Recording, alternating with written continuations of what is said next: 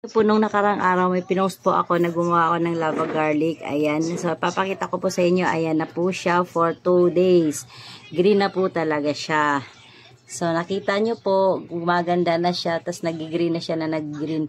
Pag 3 araw baka sobrang green na po talaga siya. Ayan po.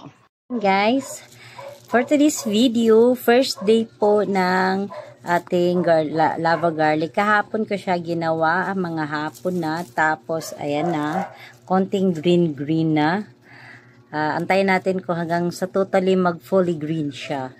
Guys, welcome to my vlog for second day. Ayan po. So, second day na po ito.